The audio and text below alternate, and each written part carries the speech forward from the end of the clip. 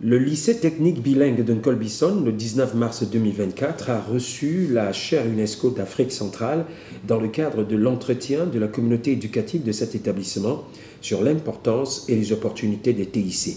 Une initiative louable du représentant résident de l'IAI Cameroun, titulaire de la chaire UNESCO Afrique centrale, Armand Claude Abanda. On va peut-être rappeler que l'Institut africain d'informatique du Cameroun, depuis août 2023, abrite la chaire de l'Organisation des Nations Unies pour l'éducation, la science et la culture.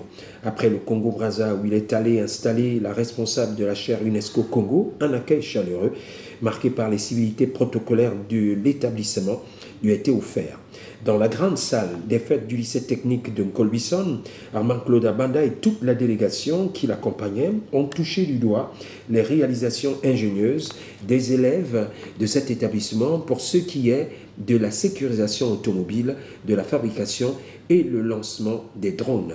Le partenaire italien Barelli Giacomo présent a été émerveillé par ce génie créateur qui devrait être suivi, encouragé et accompagné. Pour le proviseur du lycée technique de Nkolbison, bienvenue Libomono Bola. Et nous remercions par cette occasion le représentant et résident de l'IAI qui est venu ici et qui nous a donné cette assurance qu'il peut nous encadrer. Certains élèves, comme vous le savez, parfois nous sommes limités parce que lui, il a l'expertise. Et il peut accompagner donc ces enfants qui sortent un peu de l'ordinaire, qui ont un savoir qui parfois peut dépasser le savoir de certains enseignants. Donc on a besoin de professionnels pour les accompagner.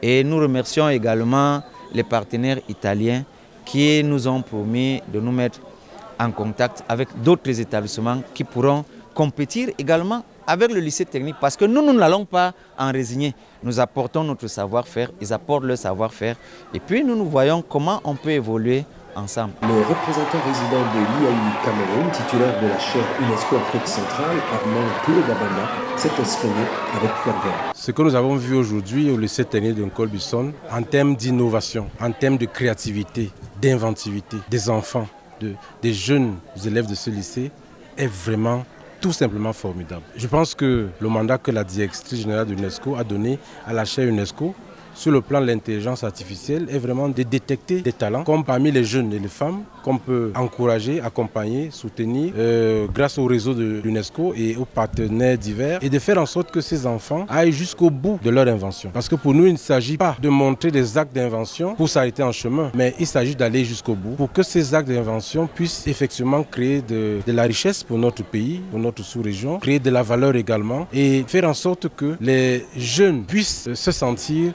concernés par l'essor industriel de notre pays. Et en tant que chaire UNESCO, nous avons donc ce devoir de détecter les talents, et de les accompagner, de les faire soutenir par nos partenaires. Vous avez vu les partenaires italiens qui sont là.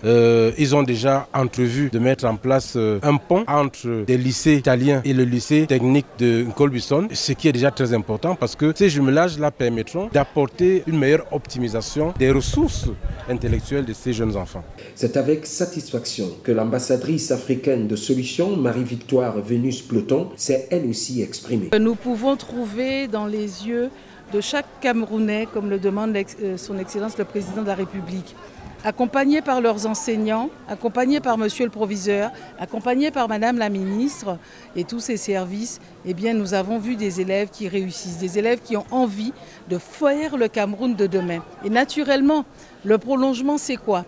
Dans ce cas, c'est le prolongement avec l'enseignement supérieur et peut-être le statut d'étudiant entrepreneur.